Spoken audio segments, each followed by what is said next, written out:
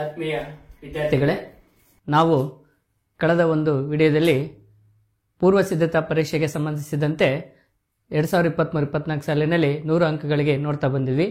ಆದರೆ ಈ ದಿನ ನಾವೊಂದು ವಿಶೇಷವಾಗಿ ಒಂದು ಕ್ರಿಯೋಜನೆ ಮಾಡಿದ್ವಿ.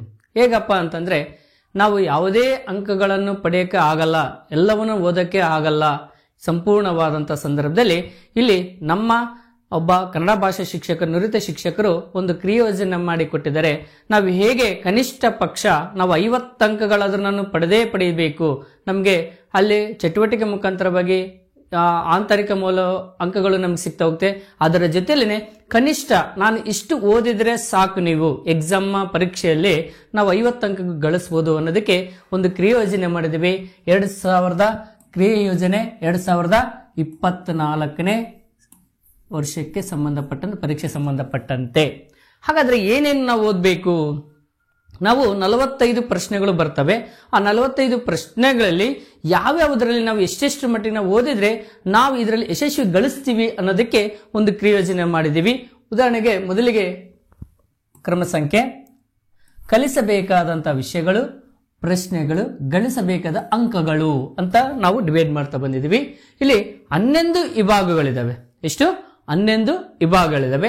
ಆ 11 ವಿಭಾಗಗಳು ಯಾವ್ಯಾವ ಅಂದ್ರೆ, ಮೊದಲನೇ ಬಹು ಆಯ್ಕೆ ಪ್ರಶ್ನೆಗಳು. ಬಹು ಆಯ್ಕೆ ಪ್ರಶ್ನೆಗಳು ನಮಗೆ ಕನಿಷ್ಠ ಅಂತಂದ್ರೆ ಇಲ್ಲಿ 1 ರಿಂದ 10 ಪ್ರಶ್ನೆಗಳು ಬರ್ತವೆ. ಅದರಲ್ಲಿ ಕನಿಷ್ಠ ಅಂದ್ರೆ ನಾವು 6 ಅಂಕಗಳಾದ್ರೂ ಗಳಿಸಬಹುದು. ಯಾಕಂದ್ರೆ ಬಹು ಆಯ್ಕೆ ಪ್ರಶ್ನೆಗಳಲ್ಲಿ ನಮ್ಗೆ ಸಿಗ್ತಾ ಹೋಗುತ್ತೆ. ಅಲ್ಲಿ 10 ಪ್ರಶ್ನೆಗಳಿರ್ತವೆ. ಕನಿಷ್ಠ ಪಕ್ಷ ನಿಮಗೆ 4 ಮಿಸ್ ಆದ್ರೂ ಇನ್ನು 6 ಅಂಕಗಳಾದ್ರೂ ಅಲ್ಲಿ ಕನಿಷ್ಠ ಪಕ್ಷ ಗಳಿಸಬಹುದು. 50 ಅಂಕಗಳು ಅಲ್ಲಿ ಮುಖ್ಯವಾದಂಥದ್ದು. ಎರಡನೇ ಭಾಗದಲ್ಲಿ 1 ಅಂಕದ ಪ್ರಶ್ನೆಗಳು. 1 ಅಂಕದ ಪ್ರಶ್ನೆಗಳು ಅಲ್ಲಿ 7 ಇರ್ತವೆ. ಅದರ ಕನಿಷ್ಠ ಪಕ್ಷ 11 ರಿಂದ 17ನೇ ಪ್ರಶ್ನೆವರೆಗೂ ಅಲ್ಲೂ ಸಹ ನನಗೆ 1 ಮಿಸ್ ಆದ್ರೂ ಪರವಾಗಿಲ್ಲ, ಅಲ್ಲಿ 6 ಅಂಕಗಳಾದ್ರೂ ನಾವು ಗಳಿಸಬಹುದು. ನೆಕ್ಸ್ಟ್ ಮೂರನೇದು ಯಾವುದು ಅಂತಂದ್ರೆ ಕವಿ ಪರಿಚಯ. ಕವಿ ಪರಿಚಯ ಭಾಗದಲ್ಲಿ ನಾವು 28 ಮತ್ತು 29ನೇ ಪ್ರಶ್ನೆ ಇರುತ್ತೆ. ಅಲ್ಲೂ ಸಹ ನೀವು 3ಕ್ಕೆ 3 ಅಂಕಗಳನ್ನು, 2 ಇರ್ತವೆ, 2ರಲ್ಲೂ ಸಹ 3ಕ್ಕೆ 3 ಅಂಕಗಳು ಒಂದೊಂದು ಪಡ್ಕೋಬಹುದು. 6 ಅಂಕಗಳು ನಾವು ಇಲ್ಲಿ ಕವಿ ಪರಿಚಯಲ್ಲಿ ಸಹ ನಾವು ಗಳಿಸ್ಕೋಬಹುದು. ನೆಕ್ಸ್ಟ್ 4ನೇ ವಿಭಾಗ. 5ನೇ ವಿಭಾಗದಲ್ಲಿ ಯಾವುದು? ಅಲಂಕಾರ. ನಿಮ್ಗೆ ಗೊತ್ತಿದೆ, ಅಲಂಕಾರ ಪ್ರಮುಖವಾಗಿ ಇರುವಂತದ್ದು 2 ಅಲಂಕಾರಗಳು ನಾವು ಕಲ್ತ್ಕೊಂಡ್ರೆ ಸಾಕು. ಅಲ್ಲಿ 31ನೇ ಪ್ರಶ್ನೆಯಲ್ಲಿ ಅಲ್ಲೂ ಸಹ ನಮಗೆ 6 ಅಂಕಗಳು ನಮ್ಗೆ ಸಿಗೋದು ಕಾಣ್ತಾ ಬರ್ತೀವಿ. ಹೀಗೆ ನೆಕ್ಸ್ಟ್ 6ನೇ ವಿಭಾಗದಲ್ಲಿ ಗಾದೆಯ ಮಾತು. ಗಾದೆಯ ಮಾತು ಪ್ರತಿಯೊಬ್ಬರು ಸಹ ನಮಗೆ ಗೊತ್ತಿರುವಂತದ್ದು. ಅದು 32ನೇ ಪ್ರಶ್ನೆಯಲ್ಲಿ ಇರುತ್ತೆ. ಅಲ್ಲಿ ಸಹ ನಾವು 3 ಅಂಕಗಳನ್ನು ಗಳಿಸಬಹುದು. ಹಾಗೆ 7ನೇ ವಿಭಾಗದಲ್ಲಿ ಸಂದರ್ಭದ ಆಯ್ಕೆ ಬರೆಸುವುದು. ಸಂದರ್ಭಗಳು ಕೊಡ್ತಾರೆ.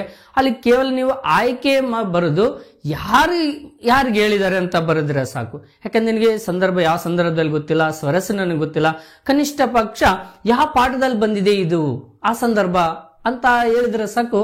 ಅಲ್ಲೂ ಸಹ 33 ರಿಂದ 38ನೇ ಪ್ರಶ್ನೆವರೆಗಿರುತ್ತೆ. ಅಲ್ಲೂ ಸಹ ನಾವು ಕನಿಷ್ಠ ಅಂದ್ರೆ 3 ಅಂಕಗಳನ್ನು ನಾವು ಗಳಿಸ್ತಾ ಹೋಗ್ಬಹುದು.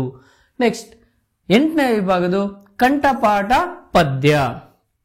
ಪದ್ಯಗಳಲ್ಲಿ ನಿಮ್ಗೆ 2 ವಿಭಾಗದಲ್ಲಿ ಇರುತ್ತೆ. ನಾನು ಹೇಳ್ತಾ ಬಂದಿದ್ದೆ ಕಳೆದ ಒಂದು ವಿಡಿಯೋದಲ್ಲಿ. ಅಲ್ಲಿ 2 ವಿಭಾಗದಲ್ಲಿ ಇರುತ್ತೆ. ನೀವು 2ನ್ನು ಸಹ ಓದ್ಕೊಳ್ಳೋದು ಅವಕಾಶ ಇದಿಲ್ಲ, ಒಂದೊಂದು ಓದ್ಕೊಂಡ್ರೆ ಸಾಕು.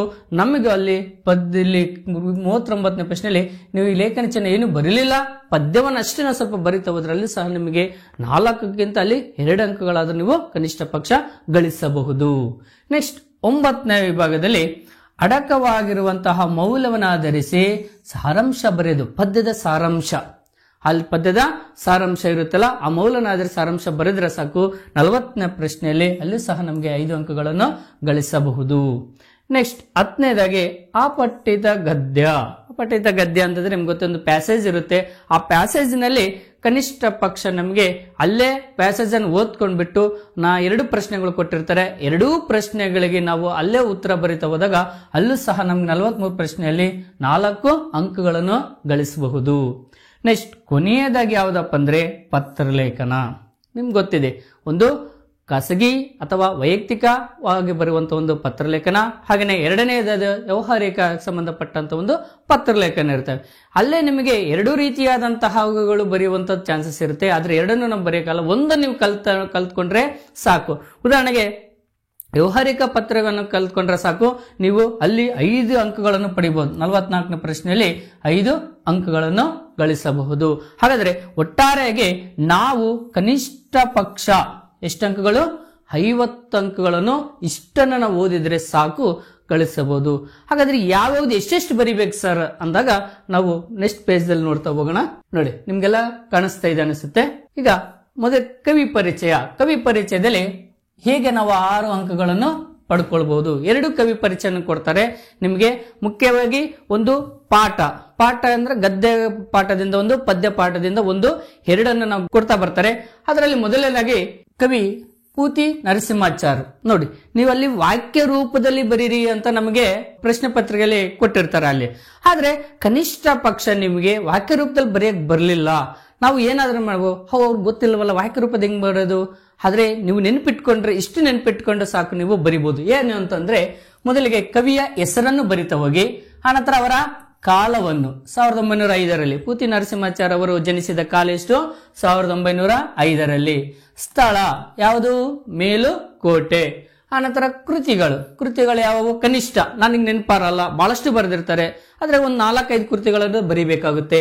ನೋಡ್ರಿ, ಅಹಲ್ಯೆ, ಹಣತೆ, ರಸ, ಸರಸ್ವತಿ, ಗೋಕುಲ, ನಿರ್ಗಮನ, ಶಬರಿ ಅನ್ನೋದು ಮುಖ್ಯವಾಗಿ ನಾವು ಬರಿಬೇಕಾಗಿರುವಂತಹದ್ದು. ಹಾಗೆ ಪ್ರಶಸ್ತಿ ಯಾವ್ದು ಸಿಕ್ಕಿರುವಂತದ್ದು? ಕನಿಷ್ಠ ನೀವು 2 ಪ್ರಶಸ್ತಿಗಳಾದ್ರೂ ಬರೆದ್ರೆ ಸಾಕು. ಮೊದಲನೇದು ಯಾವುದು? ಕೇಂದ್ರ ಸಾಹಿತ್ಯ ಅಕಾಡೆಮಿ ಪ್ರಶಸ್ತಿ, 2ನೇದು ಪಂಪ ಪ್ರಶಸ್ತಿ. ನೋಡಿ, ಈಜಿಯಾಗಿ ನೆನಪಿಟ್ಕೊಳ್ಬೋದಲ್ಲ, ಎಷ್ಟು ಸುಲಭವಾಗಿ ನಾವು 3 ಅಂಕಗಳನ್ನು ಪಡಿಬಹುದು. ನೋಡ್ರಿ, ಕವಿಯ ಹೆಸರು ಪೂತಿ ನರಸಿಂಹಾಚಾರ್ಯರು, ಕಾಲ 1905, ಸ್ಥಳ ಮೇಲುಕೋಟೆ, ಕೃತಿಗಳು ಅಹಲ್ಯೆ, ಹಣತೆ, ರಸ, ಸರಸ್ವತಿ, ಗೋಕುಲ, ನಿರ್ಗಮನ, ಶಬರಿ ಮತ್ತು ಕೊನೆಯದಾಗಿ ಪ್ರಶಸ್ತಿ. ಇವಿಷ್ಟು ಹಂತಗಳನ್ನು ನೀವು ಬಳಸಿದ್ರೆ ಸಾಕು, ನಿಮಗೆ 3 ಅಂಕ ಆದ್ರೂ ಕೊಟ್ಟೆ ಕೊಡ್ತಾರೆ ಇಲ್ಲಿ. ನೆಕ್ಸ್ಟ್ 2ನೇ ಕವಿ ಇದು ನೋಡ್ತಾ ಬರೋಣ. ವಿ.ಕೃ. ಗೋಕಾಕ್ ಅವರದು. ನೋಡ್ರಿ, ಆಲ್ರೆಡಿ ಇಲ್ಲಿ ಕೇಳಿದ್ದಾರೆ. ಯಾವಾಗ? 2017ನೇ ಇಸ್ವಿಯಲ್ಲಿ ಈ ಕವಿ ಬಗ್ಗೆ ಕೇಳಿದ್ದಾರೆ. ಇಲ್ಲೂ ಅಷ್ಟೇ, ಇವರ ಕಾಲ 1909ರಲ್ಲಿ, ಇವರು ಜನಿಸಿದ ಸ್ಥಳ ಯಾವುದು? ಸವಣೂರು. ಕೃತಿಗಳು ಪಯಣ, ಇಜ್ಜೋಡು, ಉಗಮ, ಸಮರಸಭೆ, ಜೀವನ, ಭಾರತ ಸಿಂಧು ರಶ್ಮಿ. ಯಾಕಂದ್ರೆ ಇದು ಬಹಳ ಇಂಪಾರ್ಟೆಂಟ್ ಒಂದು ಕೃತಿ. ಯಾಕಂದ್ರೆ ಇವರಿಗೆ ಜ್ಞಾನಪೀಠ ಪ್ರಶಸ್ತಿ ತಂದು ಕೊಟ್ಟಂತ ಕೃತಿ ಆಗಿರೋದ್ರಿಂದ ನಾವು ಅಷ್ಟನ್ನು ನೆನಪಿಟ್ಕೊಂಡ್ರೆ ಸಾಕು. ಹಾಗೆ ಪ್ರಶಸ್ತಿಗಳು ಬಂದ್ರೆ ಕೇಂದ್ರ ಸಾಹಿತ್ಯ ಅಕಾಡೆಮಿ ಪ್ರಶಸ್ತಿ, ಜ್ಞಾನಪೀಠ ಪ್ರಶಸ್ತಿ. ಇವರ ಬಗ್ಗೆ ನಾವು ಇಷ್ಟು ಬರೆದ್ರು ಸಾಕು, ನಮಗೆ 3 ಅಂಕಗಳನ್ನು ಗಳಿಸಬಹುದು. ಆ ನಂತರ ವಿದ್ಯಾ ವಾಚಸ್ಪತಿ ಡಾಕ್ಟರ್ ಬಂಜೆ ಗೋವಿಂದಾಚಾರ್ಯರು ಅಂತ ಹೇಳ್ಬಿಟ್ಟು, ಅವರ ಕಾಲ 1936, ಸ್ಥಳ ಉಡುಪಿ. ಇವರ ಕೃತಿಗಳು ಯಾವ್ಯಾವು? ಮುಗಿಲ ಮಾತು, ಹೇಳದೆ ಉಳಿದದ್ದು, ನೆನಪಾದಳು ಶಾಕುಂತಲೆ, ಮತ್ತೆ ರಾಮನ ಕತೆ, ಮಹಾಶ್ವೇತೆ, ಕಾದಂಬರಿ. ಇವರ ಕೃತಿಗಳನ್ನು ನೆನಪಿಟ್ಕೊಂಡು ಬರಿಬಹುದು. ನಂತರ ಪ್ರಶಸ್ತಿ, ಕೇಂದ್ರ ಸಾಹಿತ್ಯ ಅಕಾಡೆಮಿ ಪ್ರಶಸ್ತಿ. ನೋಡಿ, ಎಷ್ಟು ಸುಲಭವಾಗಿರದಲ್ವಾ? ಇಷ್ಟು ನೀವು ನೆನಪಿಟ್ಕೊಂಡ್ರೆ ಸಾಕು. ನಂತರ 4ನೇ ಕವಿ ಯಾರು? ಡಾಕ್ಟರ್ ಡಿ.ಎಸ್. ಜಯಪ್ಪ ಗೌಡ ಅಂತ ಹೇಳ್ಬಿಟ್ಟು, ಇವರು ಕಾಲ 1947ರಲ್ಲಿ, ಹುಟ್ಟಿದ್ದು ದಾರದ ಹಳ್ಳಿ ಎಂಬಂತ ಒಂದು ಹಳ್ಳಿಯಲ್ಲಿ. ಕೃತಿಗಳು ಕರ್ನಾಟಕ ಗ್ರಾಮೀಣ ಸಂಸ್ಥೆಗಳು, ಕರ್ನಾಟಕ ಕಡಲಾಚೆಯ ಸಂಪರ್ಕಗಳು, ಮೈಸೂರು ಒಡೆಯರ್, ಹಾಗೆ ಜನಪದ ಆಟಗಳು ಎನ್ನುವಂತ ಕೃತಿಗಳನ್ನು ಬರೆದಿದ್ದಾರೆ. ಹಾಗೇನೆ ಪ್ರಶಸ್ತಿ ಯಾವುದು? ಕರ್ನಾಟಕ ಸಾಹಿತ್ಯ ಅಕಾಡೆಮಿ ಪ್ರಶಸ್ತಿ, ಪಂಪ ಪ್ರಶಸ್ತಿಯನ್ನು ಪಡ್ಕೊಂಡಿದ್ದಾರೆ. ಇವರು ಬಗ್ಗೆ ಇಷ್ಟು ನಾವು ಬರೆದ್ರೆ ನಮಗೆ 3 ಅಂಕಗಳು ಸಿಗುತ್ತೆ. ಶಿವಕೋಟ್ಯಾಚಾರ್ಯರು, ಇವರು ಕಾಲ ಕ್ರಿಸ್ತ ಶತಕ ಅಂದ್ರೆ ಸುಮಾರು 10ನೇ ಶತಮಾನ ಅಂತ ಹೇಳ್ತಬಹುದು. ಹಾಗೇನೆ 1920ರಲ್ಲಿ ಮೇಲುಕೋಟೆಯಲ್ಲಿ ಇವರು ಸಹ ಜನಿಸಿರುವಂತದ್ದು. ಕೃತಿ ಒಡ್ಡರಾಧನೆ. ನೆಕ್ಸ್ಟ್ ಈಗ ನಾವು ಮುಂದಿನ ಕವಿ ನೋಡ್ತಾ ಹೋಗೋಣ. ಹಳೆಗನ್ನಡದ ಕವಿ ದುರ್ಗಸಿಂಹ. ಇವರ ಕಾಲ 1031ರಲ್ಲಿ, ಇವರ ಸ್ಥಳ ಕಿಸುನಾಡಿನ ಸಯ್ಯೇಡಿ ಎಂಬ ಒಂದು ಊರಿನಲ್ಲಿ ಜನನಿಸ್ತಾರೆ. ಹಾಗೆ ಕೃತಿ ಕರ್ನಾಟಕ ಪಂಚತಂತ್ರಂ. ನೋಡಿ, ಯಾವ್ದು ಪ್ರಶಸ್ತಿ ಇಲ್ಲ. ಇನ್ನೊಂದು ವಿಶೇಷ ಏನಂತಂದ್ರೆ, ನಿಮ್ಗೆ ಹಳೆಗನ್ನಡದ ಕವಿಗಳು ತುಂಬಾ ಚೆನ್ನಾಗಿ ನೆನಪಿಟ್ಕೊಳ್ಬಹುದು. ಯಾಕಂತಂದ್ರೆ ಅವರ ಒಂದು ಕೃತಿಯಾಗಿರೋದು, ಬಿರುದಾಗಿರೋದು ತುಂಬಾ ಕಡಿಮೆ ಇರ್ತವೆ ಅಲ್ವಾ. ಹಾಗಾಗಿ ಇಲ್ಲಿ ಹಳೆಗನ್ನಡದ ಕವಿ ದುರ್ಗಸಿಂಹ 1031ರಲ್ಲಿ, ಸ್ಥಳ ಕಿಸುನಾಡಿನ ಸಹ್ಯಡಿ, ಕೃತಿಗಳು ಕರ್ನಾಟಕ ಪಂಚತಂತ್ರಂ. ಹಾಗೆ ಎಂಟನೇದಾಗಿ ನಾವೀಗ ಪಾಠಗಳಾದ ನಂತರ ಈಗ ಪದ್ಯಗಳ ಕವಿಗಳ ಹೆಸರನ್ನು ನಾವು ಒಬ್ಬೊಬ್ಬರದಾಗಿ ಪರಿಚಯ ಮಾಡ್ಕೊಳ್ತಾ ಹೋಗೋಣ. ಮೊದಲನೇದಾಗಿ GH ಶಿವರುದ್ರಪ್ಪ. ಇವರ ಕಾಲ 1926ರಲ್ಲಿ. ಸ್ಥಳ ಶಿಕಾರಿಪುರ.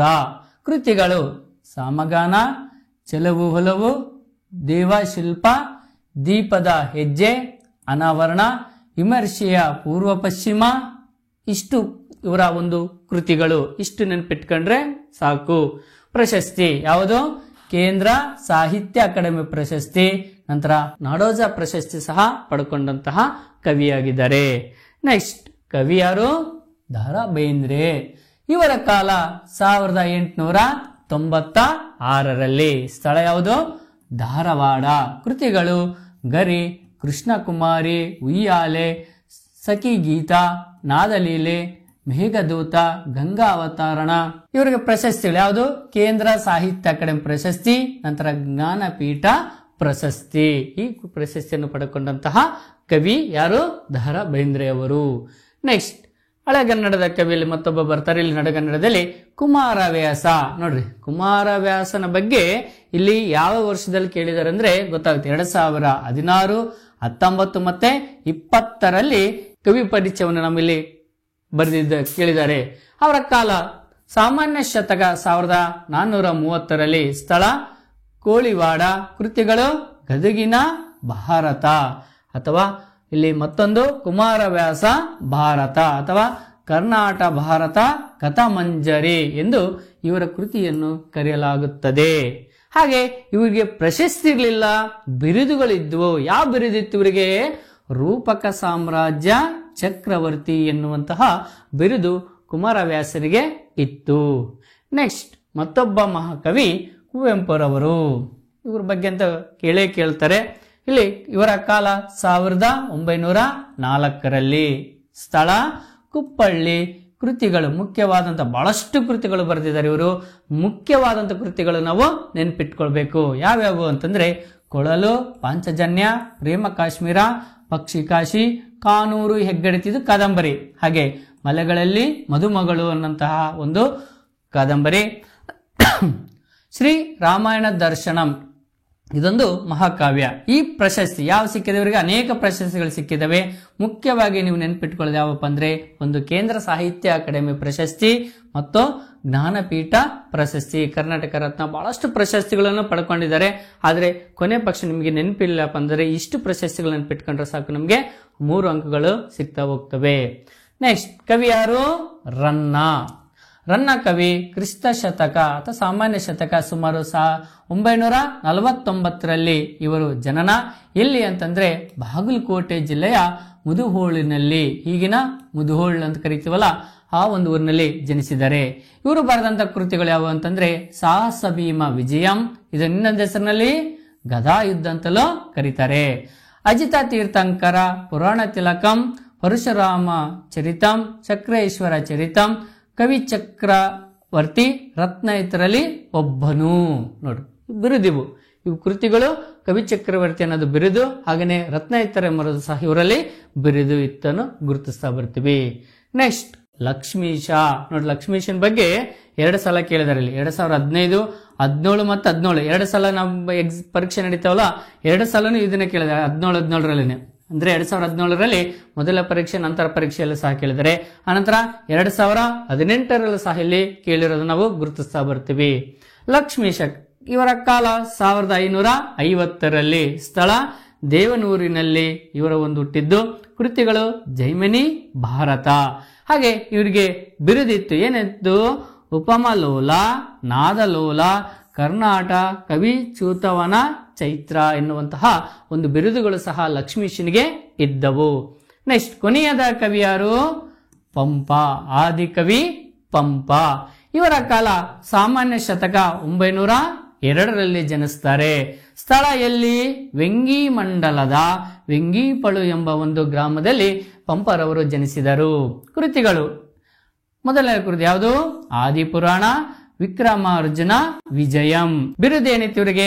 ಸರಸ್ವತಿ ಮಣಿಹಾರ ಅನ್ನುವಂತಹ ಬಿರುದು, ಸಂಸಾರ ರೋಧಯ್ಯ ಎನ್ನುವಂತಹ ಬಿರುದು, ಹಾಗೆ ಕವಿತಾ ಗುಣರ್ಣವ ಅಂತ ಕರೀತಾ ಬರ್ತಿದ್ರು ಇವರಿಗೆ.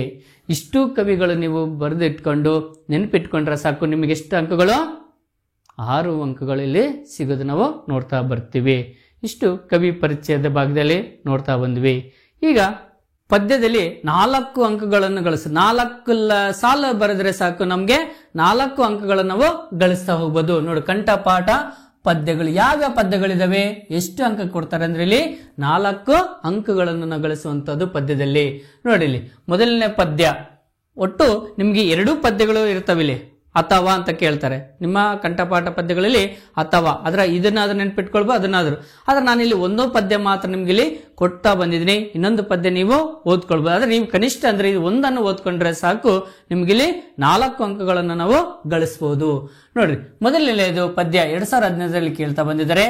ಕಲುಷಿತವಾದಿ ನದಿ ಜಲಗಳಿಗೆ ಮುಂಗಾರಿನ ಮಳೆಯಾಗೋಣ, ಬಡವರಾಗಿರುವ ಕಾಡು ಮೇಡಗಳಿಗೆ ವಸಂತ ಆಗುತ್ತಾ ಮುಟ್ಟೋಣ ಎನ್ನುವಂತಹ ಪದ್ಯ. ಈ 4 ಸಾಲುಗಳು ಮೇನ್ ಆಗಿ ನೆನ್ಪಿಟ್ಕೊಳ್ಬೇಕಂದ್ರಪ್ಪ, ಇಲ್ಲಿ ನೀವು ಇಲ್ಲಿ ಫುಲ್ ಸ್ಟಾಪು ಅದ್ ಮತ್ತೆ ಅಲ್ಲಿ ಯಾವ್ದಾರ ಲೇಖನ ಚಿಹ್ನೆಗಳು ಏನಾದ್ರು ಬರ್ಕೊಟ್ಟಿದ್ರೆ ಅವು ಕರೆಕ್ಟ್ ಆಗಿ ನೀವು ನೋಡಿ ಹಾಕೊಂಡ್ರೆ ಸಾಕು.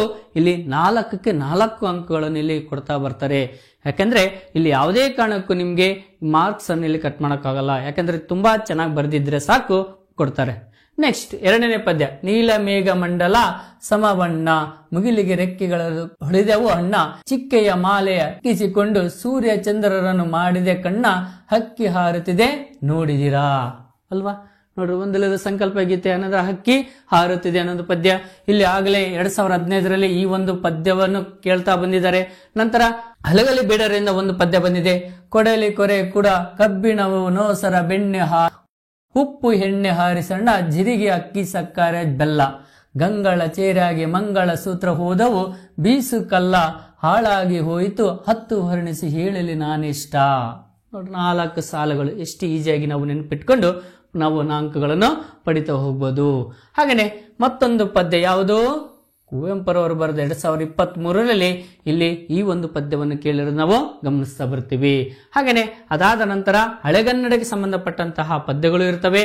ಹಾಗೇನೆ ಇಲ್ಲೂ ಸಹ ನೋಡಿ, ನೆರವೇರೆಂದು ಬಗೆದರೆ ಚಲಕೆರೆವೆ ಪಾಂಡವ ಸುತರೋಳೆ ನಿಡಿದ ಪಾರ್ನೆಲ್ಲ ನಿನಗೆ ದೀನ ಪಸುತನಂ ಕೂಲಿಸಿದ ನಿನ್ನೊಡನೆ ಮತ್ತೆ ಮುದ್ದು ಪೆನೆ ಎನ್ನುವಂತ ಪದ್ಯವನ್ನು ಇಲ್ಲಿ 2018 ಮತ್ತು 2019ರಲ್ಲಿ ಈ ಪದ್ಯವನ್ನು ನಾವು ಕೇಳಿರೋದು ಗಮನಿಸ್ತಾ ಬರ್ತೀವಿ. ಹಾಗೇನೆ ಇಲ್ಲಿ ಲವಕುಶದ ಆಗಿರ್ಬೋದು. ನಂತರ ನೋಡ್ರಿ, ಈ ಪದ್ಯಗಳನ್ನು ನಾವು ಇಷ್ಟು ಪದ್ಯಗಳು ನೀವು ಒಂದೊಂದು ಸಾಲಿನ ಪದ್ಯಗಳನ್ನು ನೆನಪಿಟ್ಟುಕೊಂಡ್ರೆ ಸಾಕು, ನಿಮ್ಗೆ ಪೂರ್ಣವಾದ ಅಂಕಗಳು ನಮ್ಗೆ ಸಿಗೋದು ನಾವು ಕಾಣ್ತಾ ಬರ್ತೀವಿ. ಇಷ್ಟು ನೀವು ಬರೆದ್ರೆ ಸಾಕು. ಇಲ್ಲಿ ನೆಕ್ಸ್ಟ್ ಯಾವುದು, ಸಂದರ್ಭ ಸಹಿತ ಸ್ವಾರಸ್ಯವನ್ನು ವಿವರಿಸಿ. ಎಷ್ಟು ಅಂಕ ಇರ್ತವೆ ಇದಂದ್ರೆ 6 ಅಂಕ ಇರ್ತವೆ. ಇಲ್ಲಿ ಕನಿಷ್ಠ ಪಕ್ಷ ನಾವು 2 ಅಂಕಗಳನ್ನು ಅದರಲ್ಲಿ ಗಳಿಸಬಹುದು. ಯಾಕಂದ್ರೆ ಒಂದೊಂದು ಅಂಕ ಆದ್ರೂ ಕೊಡ್ತಾರೆ. ಇಲ್ಲಿ ಬರೇ ನೀವು ಆಯ್ಕೆಯಂತಹ ಬರೆದ್ರೆ ಸಾಕು 1 ಅಂಕ ಬರುತ್ತೆ. ಇಲ್ಲಿ ಮೊದಲನೇದಾಗಿ ನಾವು ನೋಡ್ತಾ ಇದ್ರೆ ಯುದ್ಧ ಚಾಪ್ಟರ್ನ 4 ಒಂದು ಸಂದರ್ಭಗಳಿದಾವೆ. ಈ ಸಂದರ್ಭಗಳು ನೋಡ್ಕೊಂಡು ಇದು ಯಾವ ಪಾಠದಲ್ಲಿ ಬಂದಿದೆ. ಹಾಗೇನೆ ನೀವು 5, 6 ಮತ್ತು 7ನೇ ಕ್ಲಾಸಲ್ಲೆಲ್ಲ ನಾವು ನೋಡ್ತಾ ಬರ್ತೀವಿ, ಯಾರು ಯಾರಿಗೆ ಹೇಳಿದರ ಮಾತನ್ನು ನೆನಪಿಟ್ಕೊಂಡ್ರೆ ಸಾಕು. ಕನಿಷ್ಠ ಪಕ್ಷ ಅಲ್ಲಿ ಬರೆದ್ರೆ ಇಲ್ಲಿ ಕೊಡುವಂತಹದ್ದಾಗಿರುತ್ತೆ. ಈಗ ನೋಡ್ರಿ, ಸಂದರ್ಭ ಯಾವ್ಯಾವ ಇದಾವೆ ಈ ಪಾಠದಲ್ಲಿ ಅಂತಂದ್ರೆ 4 ಇದೆ. ದಯವಿಟ್ಟು ಬಾಗಿಲು ತೆಗಿರಿ, ನಾನು ಗಾಯಗೊಂಡಿದ್ದೇನೆ. ಈ ವಾಕ್ಯ ಕೊಟ್ಟಿದ ತಕ್ಷಣ ನಿಮ್ಗೆ ನೆನಪು ಬರಬೇಕು ಏನಂತ, ಆಯ್ಕೆ ಅಂತ ಬರೆದ್ರೆ ಸಾಕು. ನೋಡ್ರಿ, ಈ ವಾಕ್ಯವನ್ನು ಶ್ರೀಮತಿ ಸಾರಾ ಅಬೂಬಕರ್ ಅವರ ಚಪ್ಪಲಿಗಳು ಕಥಾ ಸಂಕಲನದಿಂದ ಆಯ್ದು ಯುದ್ಧ ಎಂಬ ಪಾಠದಿಂದ ಆರಿಸಿಕೊಳ್ಳಲಾಗಿದೆ. ನೋಡ್ರಿ, ಎಷ್ಟು ಅಂಕ ಇದಕ್ಕೆ? 1 ಅಂಕ ಖಂಡಿತ ಕೊಡ್ತಾರೆ. ಹಾಗೇನೆ ಇಲ್ಲಿ ನೋಡ್ತಾ ಬರ್ಬೇಕು, ಯಾರಿಗೆ ಹೇಳಿದಂತಹ ಮಾತು ಯಾವ ಸಂದರ್ಭದಲ್ಲಿ ಅಂತಂದ್ರೆ ರಾಹಿಲನು ಮುದುಕಿಗೆ ಹೇಳುವಂತಹ ಸಂದರ್ಭದಲ್ಲಿ ಅಂತಂದ್ರೆ ಅಷ್ಟಾದ್ರೂ ನೀವು ಬರೆದ್ರೆ ಸಾಕು, ನಿಮಗೆ ಎಷ್ಟು ಅಂಕ? 1 ಅಂಕ ಖಂಡಿತ ಇಲ್ಲಿ ಸಿಕ್ಕೇ ಸಿಗುತ್ತದೆ. ನೆಕ್ಸ್ಟ್ ಇಲ್ಲಿ ಬರೆದಿರುವಂತಹ ಪಾಠ ಶಬರಿ. ಇದನ್ನು ಬರೆದಂತಹ ಇದರಲ್ಲಿ ಪ್ರಮುಖವಾಗಿ ಇಲ್ಲಿ ನೋಡೋದಾದ್ರೆ ನಮ್ಗೆ 5 ಸಂದರ್ಭಗಳು ನಾವು ಗುರುತಿಸ್ತಾ ಬರ್ತೀವಿ. ಆ 5 ಸಂದರ್ಭಗಳು ಯಾವ್ಯಾವು ಅಂತಂದ್ರೆ, ಹೌದಿ ಮರುಳೆ ನಮ್ಮೆಡೆಗೆ ಬರುತ್ತಿಹದು, ನಾಚುತಿಹೇನೆ ಪೂಜೆ ಈ ನಲಿಮೆಯಿಂದ, ತಾಯಿ ಧಾರಗರಿಗೆ ಬೀಡಿಲ್ಲ ದರಿಯುವುದೇ, ರೂಪಿನಂತೆ ಮಾತು ಕೂಡ ಎನಿತರಾಗದೆ, ಬೆಳಕಿಲುಗಳಿದವರು ಉರಿವ ಬತ್ತಿಯ ಕರುಕ ಕಾಣರು ಎನ್ನುವಂತಹ 5 ಸಂದರ್ಭಗಳು ನಮಗೆ ಬರ್ತವೆ. ಈ ಸಂದರ್ಭಗಳು ನೆನಪಿಟ್ಕೊಂಡು ನೀವು ಏನ್ ಮಾಡ್ಬೇಕಪ್ಪ ಅಂದ್ರೆ ಆಯ್ಕೆ ಅಂತಂದು ನೆನಪಿಟ್ಕೊಂಡ್ರೆ ಸಾಕು. ಈ ಮೇಲಿನ ವಾಕ್ಯವನ್ನು ಶ್ರೀರಂಗ ಮತ್ತು ನಾ ಕಸ್ತೂರಿ ಅವರು ಸಂಪಾದಿಸಿರುವಂತಹ ಏಕಂಕ ನಾಟಕಗಳು ಎಂಬ ಕೃತಿಯಿಂದ ಹಾಗೂ ಪೂತಿ ನರಸಿಂಹಾಚಾರ್ಯರು ಬರೆದಿರುವ ಶಬರಿ ಗೀತ ನಾಟಕದಿಂದ ಆರಿಸಿಕೊಳ್ಳಲಾಗಿದೆ ಎನ್ನುವಂತಹ ಆಯ್ಕೆ ಬರೆದು ನಮ್ಗೆ ಇಲ್ಲಿ ಕನಿಷ್ಠ ಅಂದ್ರೆ 1 ಅಂಕ ಸಿಗ್ತಾ ಬರುತ್ತೆ. ಹಾಗೆ ಯಾರು ಹೇಳಿದ್ದ ಮಾತಿದು? ರಾಮ ಲಕ್ಷ್ಮಣನಿಗೆ. ಮೊದಲನೇದು ನೋಡ್ತಾ ಬರ್ತೀವಲ್ಲಿ, ಯಾವುದೇ ಮರುಳೆ ನಮ್ಮೆಡೆಗೆ ಬರುತ್ತಿಹದು, ಇದು ಹೇಳಿದಂತ ಮಾತು ರಾಮ ಲಕ್ಷ್ಮಣಿಗೆ ಹೇಳಿರಂತಹ ಮಾತು. ಎರಡನೆಯ ಸಂದರ್ಭದ ಸಹ ಅಷ್ಟೇ, ರಾಮ ಯಾರಿಗೆ? ಲಕ್ಷ್ಮಣಿಗೆ ಹೇಳಿದಂತಹದ್ದು. ಮೂರನೇ ಸಂದರ್ಭ ನೋಡ್ತಾ ಬರ್ರಿ, ಈ ಮೂರನೇ ಸಂದರ್ಭ ರಾಮ ಶಬರಿಗೆ ಹೇಳಿದಂತಹ ಮಾತು. ಹಾಗೇನೆ 4ನೇ ನೋಡ್ತಾ ಬಂದಾಗ ಇಲ್ಲೂ ಅಷ್ಟೇ, ರಾಮ ಯಾರಿಗೆ? ಶಬರಿಗೆ ಹೇಳಿದಂತ ಮಾತು. 5ನೇದು ಅಷ್ಟೇ, ರಾಮ ಯಾರಿಗೆ? ಲಕ್ಷ್ಮಣಿಗೆ ಹೇಳಿದಂತಹ ಸಂದರ್ಭದಲ್ಲಿ. ನೆಕ್ಸ್ಟ್ ನಾವು ಪಾಠಕ್ಕೆ ಹೋಗೋಣ. ಇಲ್ಲಿ ಮುಖ್ಯವಾಗಿ ಪಾಠ ಯಾವುದು ಅಂತಂದ್ರೆ ಭಾಗ್ಯ ಶಿಲ್ಪಗಳು ಪಾಠದಲ್ಲಿ ಕನಿಷ್ಠ ಅಂದ್ರೆ ಇಲ್ಲಿ ನಮಗೆ ಇಲ್ಲೂ ಸಹ 4 ಸಂದರ್ಭಗಳು ಬಂದಿರೋದು ನಾವು ಗುರುತಿಸ್ತಾ ಬರ್ತೀವಿ. 2 ಸಂದರ್ಭ ಯಾರಿಗೆ ಸಂಬಂಧಪಟ್ಟಿದ್ದಂದ್ರೆ ಇಲ್ಲಿ ನಾಲ್ವಡಿ ಕೃಷ್ಣರಾಜ ಒಡೆಯರಿಗೆ ಸಂಬಂಧಪಟ್ಟಂತೆ, ಹಾಗೆ ಇನ್ನೊಂದು ಯಾವುದು ಸರ್ ಎಂ ವಿಶ್ವೇಶ್ವರಯ್ಯ. ಈ ಇಬ್ಬರು ಸಂಬಂಧಪಟ್ಟಂತೆ ಇಲ್ಲಿ 2 ಸಂದರ್ಭಗಳು ಇರೋದು ನಾವು ಗುರುತಿಸ್ತಾ ಬರ್ತೀವಿ. ನೀವು ನೆನ್ಪಿಟ್ಕೊಳ್ಬೇಕು.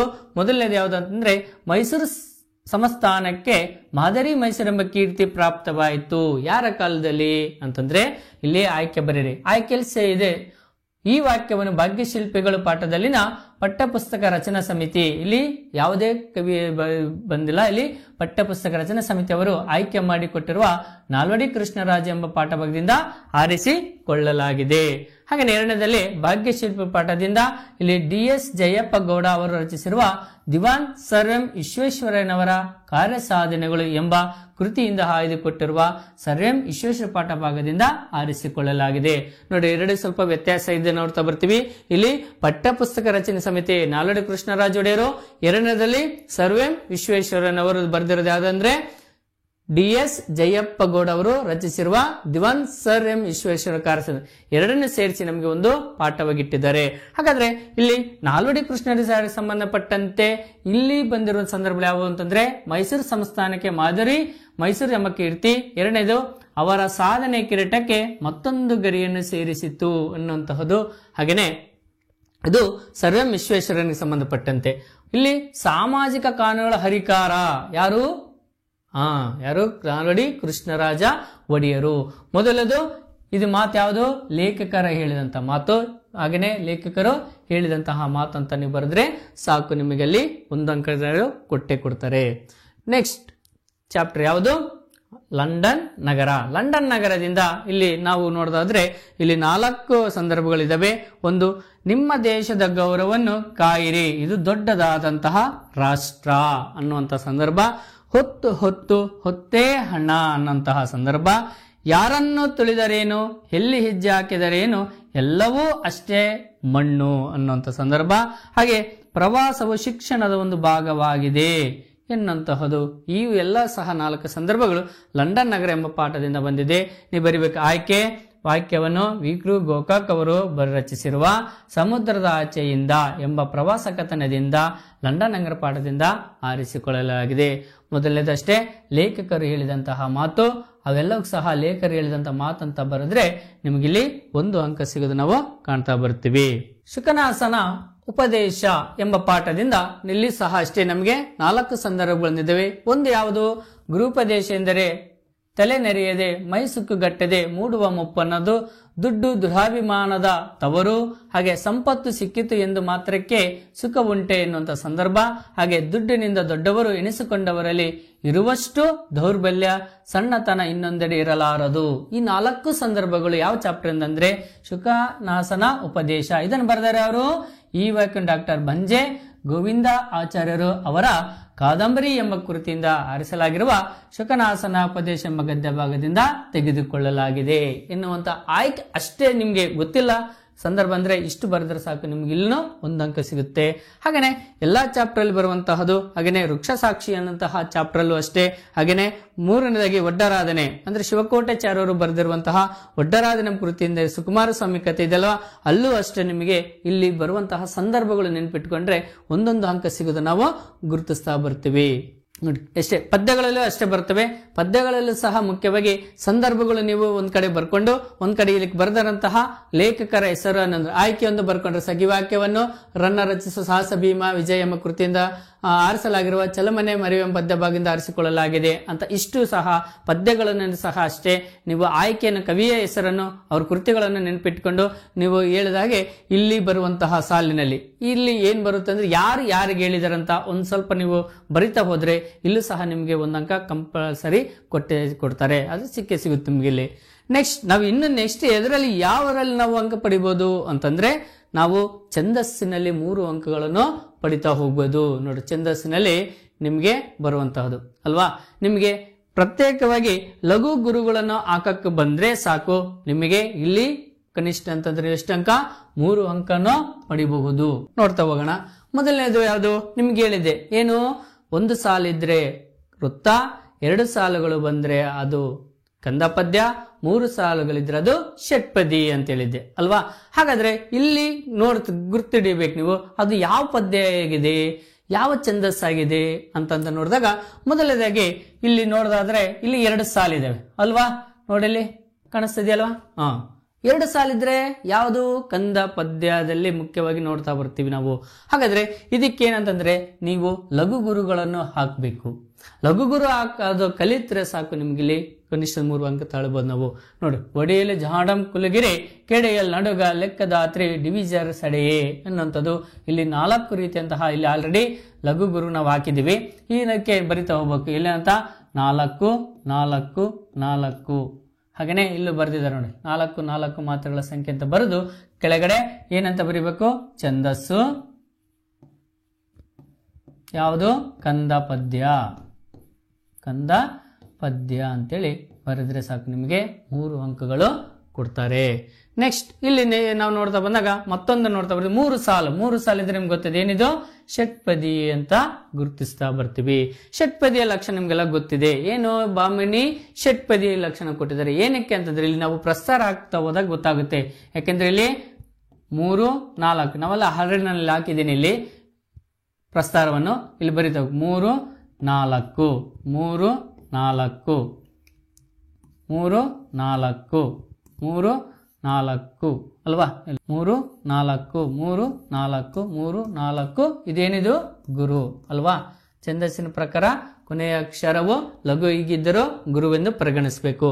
ಬರೆದಾಗ ನಮಗೆ 3 4 ಮೂಲಕ ಏನಿದು ಛಂದಸ್ಸು, ಯಾವ ಛಂದಸ್ಸು, ಇದು ಭಾಮಿನಿ ಷಟ್ಪದಿ.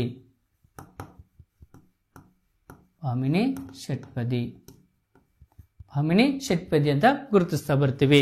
ಇಷ್ಟು ಬರೆದ್ರೆ ಸಾಕು, ನಿಮಗೆ ಇಲ್ಲೂ ಸಹ 3 ಅಂಕಗಳನ್ನು ನಾವು ಪಡಿಬಹುದು. ನೆಕ್ಸ್ಟ್ ಈ ಕಡೆ ಒಂದಿದೆ ನೋಡ್ತಾ ಬರ್ತೀರಲ್ಲ, ನೋಡಿ ಇಲ್ಲಿ ಇದು ಸಹ 3 ಸಾಲಿದೆ. 3 ಸಾಲಿದ್ರೆ ಏನಂತ ನಾವು ಗುರುತಿಸ್ತೀವಿ, ಇದು ಸಹ ಒಂದು ಷಟ್ಪದಿ. ಯಾವ ಷಟ್ಪದಿ ಅಂತ ಗುರುತಿಸಿದ್ರೆ ಇಲ್ಲಿ 3 ಸಾಲಿನಲ್ಲಿ ನಾವು ಮೊದಲಿಗೆ ಲಘು ಗುರುಗಳು ಹಾಕಬೇಕು. ಹಾಗೇನೆ ಮಾತ್ರೆಗಳ ಸಂಖ್ಯೆ ಆಧಾರದ ಮೇಲೆ ಇಲ್ಲಿ ನಾವು ಏನ್ ಮಾಡ್ತೀವಿ, ಲಘು ಗುರುಗಳಿರೋದು ನಾವು ಗುರುತಿಸ್ತಾ ಬರ್ತೀವಿ. ಹಾಗಾದ್ರೆ ಇಲ್ಲಿ ಮಾತ್ರೆಗಳ ಸಂಖ್ಯೆನ ಹಾಕಿದಾಗ ಇಲ್ಲಿ ಎಷ್ಟಿದಾವೆ ನೋಡ್ರಿ, 1 2 3 4 5. ಹಾಗಾದ್ರೆ 5 5 ಬಂದ್ರೆ ಇದು ಯಾವ ಷಟ್ಪದಿ ತಿಳ್ಕೊಂಡಿರ್ಬೇಕು. ಯಾವ ಷಟ್ಪದಿ, ವಾರ್ಧಕ ಷಟ್ಪದಿ. 5 ಪ್ರಸ್ತಾರ ಹಾಕಿದೀವಿ, ಗಣ ವಿಂಗಡಣೆ ಮಾಡಿಬಿಟ್ಟು ಮಾತ್ರೆಗಳ ಸಂಖ್ಯೆ ಬರಿಬೇಕು ಇಲ್ಲಿ ಮೇಲ್ಗಡೆ. ಬರ್ದಾದ್ಮೇಲೆ ಕೊನೆಗೆ ಗುರು, ಆನಂತರ ವಾರ್ಧಕ ಷಟ್ಪದಿ ಅಂತ ಬರೆದ್ರೆ ಇಲ್ಲೂ ಸಹ ನಮಗೆ 3 ಅಂಕಗಳು ನೋಡ್ರಿ. ಯಾಕಂದ್ರೆ ನಿಮ್ಗೆ 2 ಲೈನ್ ಇದ್ದಾಗ ಕಂದ ಪದ್ಯ, 3 ಲೈನ್ಗೆ ಷಟ್ಪದಿಯಲ್ಲಿ 2 ನಾವು ಗುರುತಿಸ್ತಾ ಬಂದಿದ್ವಿ. ಒಂದು ನಿಮಗೆ ಎಕ್ಸಾಂಪಲ್ ಆಗಿ ಉದಾಹರಣೆಗೆ ಇದು ಭಾಮಿನಿ ಷಟ್ಪದಿ, ಮತ್ತೊಂದು ವಾರ್ಧಕ ಷಟ್ಪದಿ. ಈ 2ನ್ನು ಸಮೇತ ನೀವು ಕಲ್ತ್ಕೊಂಡ್ರೆ ಪ್ರಸ್ತಾರಕ್ಕೆ ಬಂದ್ರೆ ಇಲ್ಲಿ ಸಹ ನಮ್ಗೆ 3 ಅಂಕಗಳು ನಮ್ಗೆ ಸಿಗೋದು ಗಮನಿಸ್ತಾ ಬರ್ತೀವಿ. ನೆಕ್ಸ್ಟ್ ಮತ್ತೊಂದು ಯಾವ್ದ್ರಲ್ಲಿ ನಾವು ನೋಡ್ದ ಹೋದ್ರೆ ಮತ್ತೆ ನಾವು ಇನ್ನೊಂದು ಸಂದರ್ಭದಲ್ಲಿ 3 ಅಂಕ ಗಳಿಸುವಂತ ಒಂದು ವಿಶೇಷವಾಗಿರುವಂತಹದ್ದು ಒಂದು ಯಾವ್ದಪ್ಪ ಅಂದ್ರೆ ಅಲಂಕಾರ. ನೋಡ್ರಿ, ಅಲಂಕಾರವನ್ನು ಇಲ್ಲಿ ಹೆಸರಿಸಬೇಕು, ಲಕ್ಷಣ ಬರೆದು ಸಮನ್ವಯಗೊಳಿಸಿದ್ರೆ ನಮ್ಗೆ ಎಷ್ಟು ಅಂಕ? 3 ಅಂಕಗಳು ಸಿಗ್ತಾ ಬರ್ತವೆ. ಅಲಂಕಾರಗಳಲ್ಲಿ ನಿಮ್ಗೆ ಕಲ್ತಿರ್ತೀರಾ, ಕೇಳಿರ್ತೀರಾ. ಅಲ್ಲಿ ಮುಖ್ಯವಾಗಿ ಏನಂತಂದ್ರೆ ಉಪಮ ಅಲಂಕಾರ, ರೂಪಕ ಅಲಂಕಾರ, ದೃಷ್ಟಾಂತ ಅಲಂಕಾರ, ಅರ್ಥಾಂತಸಾರ ಅಲಂಕಾರಗಳ ಬಗ್ಗೆ ಹೆಚ್ಚಾಗಿ ತಿಳ್ಕೊಂಡಿರ್ತೀರಾ. ಹಾಗಾದ್ರೆ ಅಲಂಕಾರಗಳನ್ನು ಗುರುತಿಸೋದು ನಮ್ಗೆ ಹೇಳ್ತಾ ಬಂದಿದೆ, ನಿಮಗೆ ಕೇಳಿರ್ತೀರಾ. ನೀವು ಒಂದನ್ನು ನೆನ್ಪಿಟ್ಕೊಂಡ್ರೆ ಸಾಕು. ನೋಡ್ರಿ, ಒಂದು ಅಲಂಕಾರ ನಿಮ್ಗೆ ಎಕ್ಸಾಂಪಲ್ ಇಲ್ಲಿ ನೋಡ್ತಾ ಹೋದಾಗ, ಒಳಗಿನ ಮಂದಿ ಗುಂಡು ಹೊಡೆದರು ಮುಂಗಾರಿನ ಸಿಡಿಲು ಸಿಡಿದಂಗೆ ಅಂತ ಒಂದು ಅಲಂಕಾರ. ಇಲ್ಲಿ ನಿಮ್ಗೆ ಗುರುತಿಸೋದು ಹೇಗೆ? ನಾವು ನೋಡ್ತಾ ಬರ್ತೇವೆ ಉಪಮ ಅಲಂಕಾರದಲ್ಲಿ ಅಂತೆ, ಓಳು, ಹೊಳ್ಳು, ಹಾಗೆ ಹಾಂಗೆ ಅಂತ ಬಂದಂತ ಪದಗಳೇನು ಬಂದ್ರೆ ಅದು ನಾವು ಈಸಿಯಾಗಿ ಉಪಮ ಅಲಂಕಾರ ಅಂತೇಳಿ ನಾವು ಗುರುತಿಸ್ತಾ ಬರಬೇಕು. ಮೊದಲಿಗೆ ಅಲಂಕಾರದ ಹೆಸರನ್ನು ಬರಿಬೇಕು. ಎರಡನೇದೇನಪ್ಪ ಅಂತಂದ್ರೆ ಅದರ ಲಕ್ಷಣ ಏನು? 2 ವಸ್ತುಗಳನ್ನು ಹೋಲಿಸಿ ವರ್ಣಿಸಿದರೆ ಅದು ಯಾವ ಅಲಂಕಾರ? ಉಪಮ ಅಲಂಕಾರ ಅಂತೇಳಿ ಬರಿತಾ ಬರ್ತೀವಿ. ನೆಕ್ಸ್ಟ್ ಉಪಮೇಯ. ಉಪಮೇಯ ಏನು? ಇದರಲ್ಲಿ ಒಳಗಿನ ಮಂದಿ ಗುಂಡು ಹೊಡೆದರು. ನೋಡಿ, ಒಳಗಿನ ಮಂದಿ ಗುಂಡು ಹೊಡೆಯುವುದು ಅದು ಒಂದು ಉಪಮೇಯ ಆಗುತ್ತೆ. ಉಪಮಾನ ಹೆಂಗಿತ್ತು ಅಂದ್ರೆ ಅದು ಉಪಮಾನದಲ್ಲಿ ಮುಂಗಾರಿನ ಸಿಡಿಲು ಸಿಡಿಯುವುದು ಹಾಗಿತ್ತು. ಹಾಗಾದ್ರೆ 2 ಪದದಲ್ಲಿರುವಂತಹ ವಾಚಕ ಪದ ಯಾವುದಪ್ಪ ಅಂದ್ರೆ ಹಂಗ. ಈ ಪದ ಇದು ಉಪಮ ವಾಚಕ ಆಗುತ್ತೆ. 2ರಲ್ಲಿ ಸಹ ಸಮಾನ ಧರ್ಮ ಯಾವುದು? ಸುರಿಯುವುದು. ಹಾಗೇನೆ ಸಮನ್ವಯಗೊಳಿಸ್ತೀವಿ. ಇಲ್ಲಿ ಉಪಮೇಯವಾದ ಒಳಗಿನ ಮಂದಿ ಗುಂಡು ಹೊಡೆಯುವುದನ್ನು ಹಾಗೆಯೇ ಉಪಮಾನವಾದ ಮುಂಗಾರಿನ ಸಿಡಿಲು ಸಿಡಿಯುವುದಕ್ಕೆ ಪರಸ್ಪರ ಹೋಲಿಸಿ ವರ್ಣಿಸಲಾಗಿದೆ. ಇಷ್ಟು ಬರೆದ್ರೆ ನಮಗೆ ಇಲ್ಲೂ ಸಹ ಅಲಂಕಾರದಲ್ಲಿ ಎಷ್ಟು ಮಾರ್ಕ್ಸು? 3 ಅಂಕಗಳನ್ನು ಸಿಗ್ತಾ ಬರ್ತೀವಿ. ನಾವು ನೋಡ್ತಾ ಬರ್ತೀವಿ. ಹಾಗೇನೆ ಮತ್ತೊಂದಿದೆ, ಯಾವುದು? ನೀಚರಿಗೆ ಮಾಡಿದ ಉಪಕಾರವು ಹಾವಿಗೆ ಹಾಲೆರದಂತೆ. ನೋಡ್ರಿ, ನಾನು ಹೇಳಿದ್ದೆ ಅಂತೆ ಅನ್ನುವಂತಹ ಪದ ಬಂದ್ರೆ, ಅಂತೆ ಈ ಪದ ಬಂದ್ರೆ ಸಹ ಯಾವ ಅಲಂಕಾರ ಗುರುತಿಸಬಹುದು ನಾವು? ಉಪಮ ಅಲಂಕಾರ. ಲಕ್ಷಣ ಹಾಗೇನೆ ಉಪಮೇಯ, ಉಪಮಾನ, ಉಪಮ ವಾಚಕ, ಸಮಾನ ಧರ್ಮ. ಈ 4 ಅಂಶಗಳ ನೀವು ನೆನಪಿಟ್ಕೊಳ್ಬೇಕಿಲ್ಲಿ ಯಾವ್ದ್ರಲ್ಲಿ? ಉಪಮ ಅಲಂಕಾರಗಳಲ್ಲಿ ಬರಿಬೇಕಾದ್ರೆ. ಮತ್ತೊಂದಿದೆ, ಸಿಡಿಲು ಸಿಡಿದಂಗೆ ಗುಂಡು ಸುರಿದಾವ ಅನ್ನುವಂತಹ ಹೌದಾಗಿರ್ಬೋದು. ಹಾಗೇನೆ ಭೀಮ ದುರ್ಯೋಧನರು ಮದಗಜಗಳಂತೆ ಹೋರಾಡಿದರು. ಇದು ಬಹಳಷ್ಟು ಸಲ ಕೇಳಿರುವಂತಹ ಒಂದು ಅಲಂಕಾರನೇ ಆಗಿದೆ. ಯಾವುದು? ಉಪಮ ಅಲಂಕಾರ. ನೋಡಿ, ಭೀಮ ದುರ್ಯೋಧನರು ಹೆಂಗ್ ಹೊಡೆದಾಡಿದ್ರು ಅಂದ್ರೆ ಅವರು ಮದ ಗಜಗಳಂತೆ ಹೊಡೆದಾಡಿದರು. ಆದ್ರೆ 2 ಪದದಲ್ಲಿ ವಾಚಕ ಪದ ಯಾವ್ದಂದ್ರೆ ಅಂತೆ. ನೋಡಿ, ಅಂತೆ ಪದ ಇದಲ್ವಾ? ಆ ಅಂತೆ ಪದ ಬಂತಂದ್ರೆ ಇಲ್ಲಿ ನಾವು ಸುಲಭವಾಗಿ ಕಂಡುಹಿಡಿಬಹುದು. ಹಾಗೆ ಸಮಾನ ಧರ್ಮ ಯಾವುದು? ಹೋರಾಟ. ಯಾವ ಮಧ್ಯದಲ್ಲಿ? ಭೀಮ ಮತ್ತೆ ದುರ್ಯೋಧನರ ಮಧ್ಯದಲ್ಲಿ ಏನಿದೆ? ಹೋರಾಟ ನಡೆದಿದೆ. ಸಮನ್ವಯಗೊಳಿಸೋದು. ಇಲ್ಲಿ ಉಪಮೇಯವಾದಂತಹ ಭೀಮ ದುರ್ಯೋಧನರು ಉಪಮಾನದ ಮದಗಜಗಳಿಗೆ ಪರಸ್ಪರ ಹೋಲಿಸಿ ವರ್ಣಿಸಲಾಗಿದೆ. ಇದು ನಾವು ಅಲಂಕಾರ ನೋಡ್ತಾ ಬರ್ತೀವಿ. ನೆಕ್ಸ್ಟ್ 6ನೇದು ಒಂದು ಅಲಂಕಾರ ಇದೆ, ಮಾರಿ ಗೋತಣವಾಯ್ತು ನಾಳಿನ ಭಾರತವು. ನೋಡಿ, ಇಲ್ಲ ಅಲಂಕಾರದಲ್ಲಿ ನಾವು ನೋಡೋದಾದ್ರೆ ಇಲ್ಲಿ ಮಾರಿ ಗೋತಣ ನಾಳಿನ ಭಾರತ. ಈ ಅಲಂಕಾರ ಯಾವುದಾಗಿದೆ? ರೂಪಕ ಅಲಂಕಾರ. ನೀವೆಲ್ಲ ಉಪಮ ಅಲಂಕಾರ ತಿಳ್ಕೊಂಡ್ರಿ.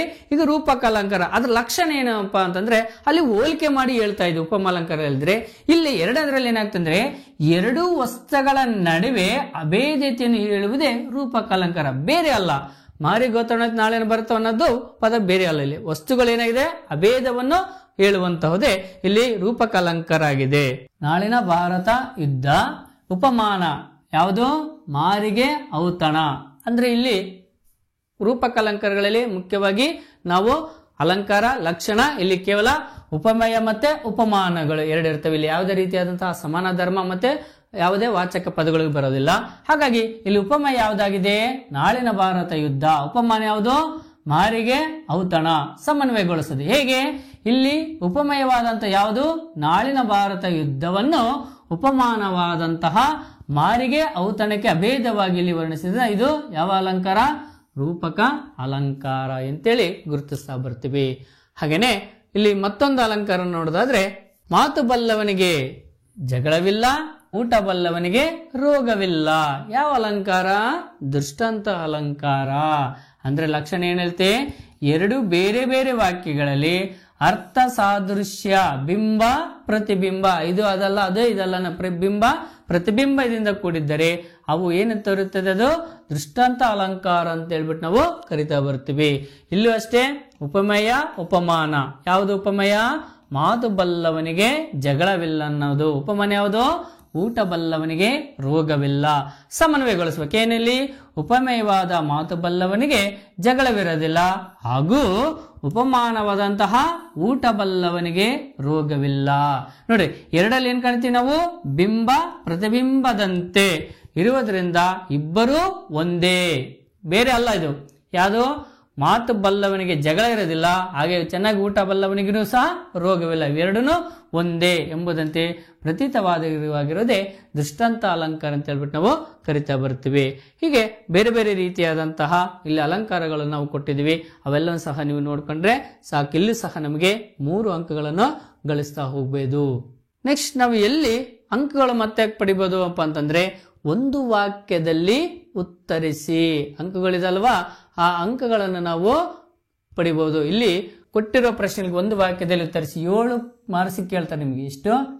ಒಂದೊಂದು ಮಾರ್ಕ್ಸಿಗೆ 7 ಅಂಕಗಳಲ್ಲಿ ಕೊಡೋದು ನಾವು ಗಮನಿಸ್ತಾ ಬರ್ತೀವಿ. ಇಲ್ಲಿ ಮುಖ್ಯವಾಗಿ ನಾವು ನೋಡೋದಾದ್ರೆ 1 ಮಾರ್ಕ್ಸ್ ನಲ್ಲಿ ಯಾವುದು ಪ್ರಶ್ನೆಗಳು 7ಅಲ್ಲಿ ಕನಿಷ್ಠ ಅಂದ್ರೆ 6 ಅಂಕಗಳನ್ನು ನಾವು ತೆಗೆದುಕೊಳ್ಬಹುದು. ನೋಡಿ, ಮೊದಲನೇದು ರಾಹಿಲನು ಯಾರು? ವಾಕ್ಯವರು ಬರೋದಿಲ್ಲ. ರಾಹಿಲನ್ ಯಾರು? ಸೈನ್ಯದಲ್ಲಿ ಒಬ್ಬ ಡಾಕ್ಟರ್ ಆಗಿದ್ದ ಅಲ್ವಾ. ಎಷ್ಟು ಈಸಿಯಾಗಿ ನಾವಿಲ್ಲಿ ಅಂಕಗಳನ್ನು ಬಳಸಬಹುದು. ಹಾಗೇನೆ ರಾಹಿಲ ತುರ್ತು ಪರಿಸ್ಥಿತಿ ನಿವಾರಣೆಗೆ ಭದ್ರವಾಗಿ ಹಿಡಿದುಕೊಂಡಿದ್ದೇನೋ. ಏನ್ ಹಿಡ್ಕೊಂಡಿದ್ದವನು? ಔಷಧ ಮತ್ತೆ ಶಸ್ತ್ರಚಿಕಿತ್ಸಾ ಸಾಮಾನುಗಳ ಪೆಟ್ಟಿಗೆಯನ್ನು ಹಿಡ್ಕೊಂಡಿದ್ದ. 1 ಅಂಕದಲ್ಲಿ ಯುದ್ಧ ಪಾಠದಲ್ಲಿ ನಾವು ಈ ಒಂದು ಅಂಕ ನೋಡ್ತಾ ಬರ್ತೀವಿ. ಹಾಗೇನೆ 3ನೇ ಪ್ರಶ್ನೆ, ಗಡಿ ಪ್ರದೇಶ ಬ್ಲಾಕ್ಔಟ್ ನಿಯಮ. ಏನಕ್ಕೆ ಮಾಡ್ತಾ ಇದ್ರು ಬ್ಲಾಕ್ಔಟ್ ನಿಯಮ ಅಂದ್ರೆ, ಅಲ್ಲಿ ವಿಮಾನ ದಾಳಿಯಿಂದ ರಕ್ಷಿಸಿಕೊಳ್ಳಲುಗೋಸ್ಕರವಾಗಿ. ಯಾವ ಸಂದರ್ಭದಲ್ಲಿ? ಗಡಿ ಪ್ರದೇಶಗಳಲ್ಲಿ ವಿಮಾನ ದಾಳಿಯಿಂದ ರಕ್ಷಿಸಿಕೊಳ್ಳಲು ಬ್ಲಾಕ್ಔಟ್ ನಿಯಮವನ್ನು ಪಾಲಿಸಲಾಗ್ತಿತ್ತು. ಹಾಗೇನೆ ರಾಹಿಲನು ಮುದುಕಿ ಎದುರಿಗೆ ನುಡಿದ ಗಂಭೀರವಾದ ಮಾತು ಯಾವುದು? ಏನಂತ ಮಾತಾಡ್ತಾನೆ? ನಾನು ಯುದ್ಧ ಮಾಡೋ ಮೂರ್ಖರ ಕಡೆಯವನಲ್ಲ, ಸಂಕಷ್ಟಕ್ಕೀಡದ ಮನುಷ್ಯರ ಕಡೆಯವನು ಅನ್ನುವಂತಹ ಉತ್ತರವನ್ನು ನಾವು ಬರಿತಬಹುದು. ಹಾಗೇನೆ ಹೀಗೆ ನಾವು 1 ಅಂಕದಲ್ಲಿ ಎಲ್ಲಾ ಪಾಠಗಳ ಸಂದರ್ಭ ನೋಡ್ತಾ ಬರ್ತೀವಿ. ಕೊಟ್ಟಿದ್ದೀನಿ ನೋಡಿ, ಇಲ್ಲಿ ಎಲ್ಲಾ ಪದ್ಯಗಳು ಮತ್ತೆ ಪಾಠಗಳಲ್ಲಿರುವುದನ್ನು ನಾವು ಗಮನಿಸ್ತಾ ಹೋದಾಗ ಇಲ್ಲಿ ಒಟ್ಟಾರೆ 85 ಪ್ರಶ್ನೆಗಳು ಬರ್ತವೆ. 85 ಪ್ರಶ್ನೆಗಳು ಸಹ ನೀವು ನೆನ್ಪಿಟ್ಕೊಂಡ್ರೆ ಸಾಕು. ಇಲ್ಲಿ 7ಕ್ಕೆ 7 ಅಂಕಗಳನ್ನು ನಾವು ಮಿನಿಮಮ್ ಗಳಿಸಬಹುದು. ನೆಕ್ಸ್ಟ್ ನಾವು ನೋಡೋದಿಲ್ಲಪ್ಪ ಅಂತಂದ್ರೆ 2 ಅಂಕ ಗಳಿಸಬಹುದು ಈಸಿಯಾಗಿಲ್ಲ ಅಂತಂದ್ರೆ, ಲೇಖನ ಚಿಹ್ನೆಗಳಲ್ಲಿ ನಮ್ಗೆ 2 ಅಂಕ ಸಿಗ್ತಾ ಹೋಗುತ್ತೆ. ಏನ್ ಲೇಖನ ಚಿಹ್ನೆಗಳು ಯಾವ್ಯಾವು ನೀವು ತಿಳಿದಿರುವಂತದ್ದು. ಲೇಖನ ಚಿಹ್ನೆಗಳಲ್ಲಿ ಕನಿಷ್ಠ ಅಂದ್ರೆ 2 ಅಂಕಗಳನ್ನು ಗಳಿಸಬಹುದು. ಒಂದು ಪೂರ್ಣ ವಿರಾಮ, ಅರ್ಧ ವಿರಾಮ ಚಿಹ್ನೆ. ಹಾಗೇನೆ ಇಲ್ಲಿ ಕೊಡ್ತಾ ಒಂದು ಎಕ್ಸಾಂಪಲ್ ಕೊಡಿದೆ ನೋಡಿ. ಅರ್ಧ ವಿರಾಮ, ತಾವು ಕಡಿಮೆ ಮಾತನಾಡಿದ್ದೀರಿ, ಹೆಚ್ಚು ಕೆಲಸ ಮಾಡಿದ್ದೀರಿ. ನೋಡಿ, ಇಲ್ಲಿ ಯಾವ್ದಿದೆಯೋ ಅರ್ಧ ವಿರಾಮ ಚಿಹ್ನೆ ಇದೆ ಅಲ್ವಾ. ನೀವೆಲ್ಲ 5ನೇ 6ನೇ ಕ್ಲಾಸಿಂದ ಸಹ ತಿಳ್ಕೊಂಡಿರ್ತೀರಾ. ಹಾಗಾಗಿ ಈ ಚಿಹ್ನೆಗಳು ನೀವು ಬಳಸೋದನ್ನು ಕಲ್ತ್ಕೊಂಡ್ರೆ ಸಾಕು. ಇಲ್ಲೂ ಸಹ ನಮಗೆ 2 ಅಂಕಗಳನ್ನು ನಾವು ಗಳಿಸ್ತಾ ಹೋಗ್ಬೋದು. ನಂತರ ಅಲ್ಪ ವಿರಾಮ ಚಿಹ್ನೆ, ಹಾಗೆಯೇ ಪ್ರಶ್ನಾರ್ಥಕ ಚಿಹ್ನೆ, ಭಾವಸೂಚಕ ಚಿಹ್ನೆ, ಉದ್ಧಾರಣ ಚಿಹ್ನೆಗಳನ್ನು, ಹಾಗೆಯೇ ವಾಕ್ಯಾನ್ವೇಷಣ ಚಿಹ್ನೆಗಳನ್ನು, ಹಾಗೆಯೇ ಆವರಣ ಚಿಹ್ನೆಗಳು, ಹಾಗೆ ವಿವರಣಾತ್ಮಕ ಚಿಹ್ನೆ. ಹೀಗೆ ಯಾಕಂದ್ರೆ ವಾಕ್ಯವನ್ನು ರಚನೆ ಮಾಡಿದಾಗ ನಮಗೆ ಕೇಳ್ತಾ ಹೋಗುವಂತದ್ದು ಸಂದರ್ಭದಲ್ಲಿ ನೋಡ್ತಾ ಬರ್ತೀವಿ. ನೋಡ್ರಿ, ಸಾಮಾನ್ಯ ವಾಕ್ಯ ಒಂದು ಪೂರ್ಣ ಕ್ರಿಯಾಪದದೊಂದಿಗೆ ಸ್ವತಂತ್ರವಾಗಿರುವ ವಾಕ್ಯವನ್ನೇ ಸಾಮಾನ್ಯ ವಾಕ್ಯ ಅಂತ ಹೇಳ್ಬಿಟ್ಟು ಕರಿತಾ ಬರ್ತಾರೆ. ನೆಕ್ಸ್ಟ್ 2ನೇದರಲ್ಲಿ ಯಾವ್ದು? ಸಂಯೋಜಿತ ವಾಕ್ಯ. ಸಂಯೋಜಿತ ಅಂದ್ರೆ ಸ್ವತಂತ್ರ ವಾಕ್ಯಗಳಾಗಿ ನಿಲ್ಲಬಲ್ಲ ಅನೇಕ ಉಪವಾಕ್ಯಗಳೊಡನೆ ಒಂದು ಪೂರ್ಣ ಅಭಿಪ್ರಾಯದ ವಾಕ್ಯವಾಗಿದ್ದರೆ ಅದು ಸಂಯೋಜಿತ ವಾಕ್ಯ ಎನಿಸುವುದು. ಹಾಗೇನೆ ನೆಕ್ಸ್ಟ್ ಮಿಶ್ರ ವಾಕ್ಯ ಅಂದ್ರೆ ಏನು? ಒಂದು ಅಥವಾ ಅನೇಕ ವಾಕ್ಯಗಳು ಒಂದು ಪ್ರಧಾನ ವಾಕ್ಯಕ್ಕೆ ಅಧೀನಗಳಾಗಿದ್ದರೆ ಅಂತ ವಾಕ್ಯವನ್ನು ಒಂದು ಮಿಶ್ರ ವಾಕ್ಯ ಅಂತ ಹೇಳ್ಬಿಟ್ಟು ಕರಿತಾ ಬರ್ತೀವಿ. ಇಲ್ಲೂ ಅಷ್ಟೇ ನೀವು ಲೇಖನ ಈ ರೀತಿಯಾಗಿ ಬರೆದ್ರೆ ನಿಮಗೆ ಎಷ್ಟು ಅಂಕ? 2 ಅಂಕಗಳನ್ನು ನಾವು ಗಳಿಸ್ತಾ ಹೋಗ್ಬೋದು. ಇಲ್ಲೂ ಸಹ ಗಾದೆಗಳ ಮಾತನ್ನು ಬರಿಬೇಕಾದ್ರೆ 2 ಅಂಕ ನಾವು ಗಳಿಸಬಹುದು. ಏನು ಗಾದೆಗಳಲ್ಲಿ ಮುಖ್ಯವಾಗಿ ಇಷ್ಟನ್ನೇ ನಾನು ಒಂದೇ ಉದಾಹರಣೆಗೆ ನಿಮಗೆ 10 ಕೊಟ್ಟಿದ್ದೀನಿ. ಯಾವುದು? ತಾಳಿದವನು ಬಾಳೆಯನ, ಮನಸ್ಸಿದ್ದರೆ ಮಾರ್ಗ, ಕೈ ಕೆಸರಾದರೆ ಬಾಯಿ ಮೊಸರು, ಕುಂಬಾರನಿಗೆ ವರ್ಷ, ದೊಣ್ಣೆಗೆ ನಿಮಿಷ, ಕೂಡಿ ಬಾಳಿದರೆ ಸ್ವರ್ಗ ಸುಖ, ಮಾತೆ ಮುತ್ತು, ಮಾತೆ ಮೃತ್ಯು, ಕಟ್ಟುವುದು ಕಠಿಣ, ಕೆಡುವುದು ಸುಲಭ, ಎತ್ತ ತಾಯಿ ಹೊತ್ತ ನಾಡು ಸ್ವರ್ಗಕ್ಕಿಂತಲೂ ಮಿಗಿಲು, ಸತ್ಯಕ್ಕೆ ಸಾವಿಲ್ಲ, ಸುಳ್ಳಿಗೆ ಸುಖವಿಲ್ಲ, ಹಾಳಾಗಬಲ್ಲವನು ಅರಸನಾಗ ಬಲ್ಲ ಎನ್ನುವಂತಹ 10 ನಾನು ಒಂದು ಉದಾಹರಣೆಗೆ ನಿಮಗೆ ಕೊಡ್ತಾ ಬಂದಿದ್ದೀನಿ. ಇವು ಇಲ್ಲಿ ಮುಖ್ಯವಾಗಿ ಏನಾಗ್ತಂದ್ರೆ 2 ಕೇಳ್ತಾರಲ್ಲಿ 2ರಲ್ಲಿ ನಿಮಗೆ ಯಾವ್ದಾದ್ರೂ ಒಂದು ನೀವು ಮಿನಿಮಮ್ ಕನಿಷ್ಠ ಅಂದ್ರೆ ಈ 10 ನೀವು ತಿಳ್ಕೊಂಡಿದ್ರೆ ಸಾಕು.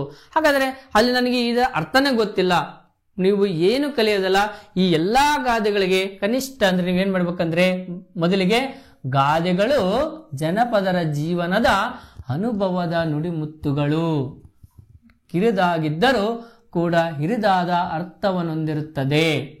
ಗಾದೆ ಮಾತುಗಳು ಉತ್ತಮ ಬದುಕಿಗೆ, ಆದರ್ಶ ಜೀವನ ನಿರ್ವಹಣೆಗೆ ದಾರಿದೀಪದ ವಾಣಿಗಳಾಗಿವೆ. ಅಂತಹ ಅಪರೂಪದ ಗಾದೆ ಮಾತುಗಳಲ್ಲಿ ಯಾವುದು ತಾಳಿದವನು ಬಾಳಿಯಾನ ಕೂಡ ಒಂದಾಗಿದೆ. ಇಷ್ಟು ಬರೆದ್ರೆ ಸಾಕು ಒಂದಂಕ ಅಲ್ವಾ. ಹಾಗೇನೆ ಇದಕ್ಕೆ ನೀವು ಸ್ವಲ್ಪ ಏನಾದರೂ ವಿವರಣೆ ಗೊತ್ತಿದ್ರು, ಎಕ್ಸಾಂಪಲ್ ಉದಾಹರಣೆಗಳು ನೀವು ಬರ್ಕೊಂತ ಹೋದ್ರೆ ಸಾಕು, ಮತ್ತಿಲ್ಲಿ ಸಹ ನಮಗೆ ಪುನಃ 2 ಅಂಕಗಳನ್ನು ಗಳಿಸುವಂಥದ್ದು ಆಗಿರುವಂತಹದ್ದು ಇಲ್ಲಿ ಗಾದೆಗಳಲ್ಲಿ. ನೆಕ್ಸ್ಟ್ ಮುಖ್ಯವಾದಂತಹ ಒಂದು ಅಂಶ ಯಾವುದು? ಪತ್ರಲೇಖನ. ನಾವು ಕೊನೆ ಬಂದಿದ್ದೀವಿ. ಇಲ್ಲಿ ಪತ್ರಲೇಖನದಲ್ಲಿ ನಿಮಗೆ ಹೇಳ್ತಾ ಬಂದಿದ್ದೆ, ಇಲ್ಲಿ 2 ಪತ್ರಲೇಖನ ಕೊಟ್ಟಿರ್ತಾರೆ. ಅಲ್ಲೇ ನಿಮ್ಗೆ ಆನ್ಸರ್ ಇರುತ್ತೆ, ಹಾಗೇನೆ ಪ್ರಶ್ನೆ ಇರುತ್ತೆ. ಪ್ರಶ್ನೆಗಳಲ್ಲಿ ನಮ್ಗೆ ಆನ್ಸರ್ ಸಿಕ್ಕೋಗ್ಬಿಡ್ತದೆ ಇಲ್ಲಿ. ಏನಕ್ಕಂದ್ರೆ ಅವರು ಪ್ರಶ್ನೆಯಲ್ಲೇ ಕೇಳಿರ್ತಾರೆ, ಏನಂತ, ನೀನು ಯಾರು, ಯಾರಿಗ್ ಬರಿಬೇಕು, ಏನು ವಿಷಯ ಅಂತ ಕೊಟ್ಟಿರ್ತಾರೆ. ಹಾಗಾಗಿ ನಾವೇನ್ ಮಾಡೋದಂದ್ರೆ ಆ ಹಂತಗಳನ್ನು ನಾವು ನೀಟಾಗಿ ಒಂದ್ ಕಡೆಗೆ ಬರ್ತಾ ಹೋದ್ರೆ ಸಾಕು. ಇಲ್ಲಿ ಮೊದಲನೇದಾಗಿ ಇಲ್ಲೊಂದು ಪ್ರಶ್ನೆ ಕೊಟ್ಟಿದ್ದಾರೆ. ಏನಂತ ಅಂತಂದ್ರೆ, ನಿಮ್ಮನ್ನು ಕೋಲಾರದ ಪ್ರೌಢಶಾಲೆ ವಿದ್ಯಾರ್ಥಿ ಹೆಸರೇನು ಅಕ್ಷಯ್ ಎಂದು ಭಾವಿಸ್ಕೊಳ್ಬೇಕು. ನಿಮ್ಮ ಹೆಸರಲ್ಲ, ನಿಮ್ಮ ಹೆಸರು ಏನಾಗಾದ್ರೆ ಅಕ್ಷಯ್. ಯಾವ ಶಾಲೆ ನಿಂದು? ಕೋಲಾರದ ಸರ್ಕಾರಿ ಪ್ರೌಢಶಾಲೆ. ಭಾವಿಸ್ಕೊಂಡು ನೀನು ರಾಮನಗರದಲ್ಲಿರುವ ಜಾನಪದ ಲೋಕದ ನಿರ್ದೇಶಕರಿಗೆ, ಜಾನಪದ ಯಾರಿಗೆ ಬರಿಬೇಕಾಗಿದ್ ನಾವು? ರಾಮನಗರದಲ್ಲಿರುವ ಜಾನಪದ ಲೋಕದ ಡೈರೆಕ್ಟರ್ ಆದ ನಿರ್ದೇಶಕರಿಗೆ. ಏನಕ್ಕೆ ಕೊಟ್ಟಿದ ಅವರ ಸಬ್ಜೆಕ್ಟ್ ಏನು? ಪ್ರದರ್ಶನದ ಸಮಯ ಹಾಗೂ ವಸತಿ ವ್ಯವಸ್ಥೆಯ ಮಾಹಿತಿ ಕೋರಿ. ನೋಡ್ರಿ ನಮ್ಗೆ ಇಂದ ಸಿಕ್ತು, ಯಾರಿಗೆ ಸಿಕ್ತು? ಸಬ್ಜೆಕ್ಟ್ ವಿಷಯವನ್ನು ಸಿಕ್ತು ಅಂತ ಅಲ್ವಾ. ಹಾಗಾದ್ರೆ ಒಂದು ಮನವಿ ಪತ್ರವನ್ನು ಬರೀರಿ ಅಂತ ಕೇಳಿದ್ದಾರೆ. ಮೊದಲಿಗೆ ಯಾರು ನೀನು? ಇಂದ ಯಾರು ನೀನು? ಅಕ್ಷಯ್. ಎಷ್ಟನೇ ತರಗತಿ? 10ನೆಯ ತರಗತಿ. ಶಾಲೆ ಯಾವುದು? ಸರ್ಕಾರಿ ಪ್ರೌಢಶಾಲೆ ಕೋಲಾರ. ಅಲ್ಲೇ ಕೇಳಿದ್ದಾರೆ, ಇಲ್ಲಿ ಗೊತ್ತಾಯ್ತು ನಿನ್ಗೆ ಯಾರಂತ ಬರ್ದೆ. ಯಾರಿಗೆ ಬರಿಬೇಕು? ಇವರಿಗೆ ಅನ್ನಂತ ಮೆನ್ಷನ್ ಮಾಡಿ. ಯಾರಿಗೆ? ನಿರ್ದೇಶಕರು ಜಾನಪದ ಲೋಕ ರಾಮನಗರ. ಆ ನಂತರ ಗೌರವ ನೋಡ್ಬೇಕು. ಮಾನ್ಯರೇ, ಏನು ವಿಷಯ? ಇಲ್ಲಿದೆ ನೋಡ್ರಿ. ಅದನ್ನೇ ಇಲ್ಲಿ ಕೆಳಗೆ ಬರು. ಪ್ರದರ್ಶನದ ಸಮಯ ಹಾಗೂ ವಸತಿ ವ್ಯವಸ್ಥೆಯ ಮಾಹಿತಿ ಕೋರಿ. ನೋಡ್ರಿ ಈಸಿಯಾಗಿ ನಾವು ಬರಿತಾ ಹೋಗ್ಬೋದು ಅಲ್ವಾ.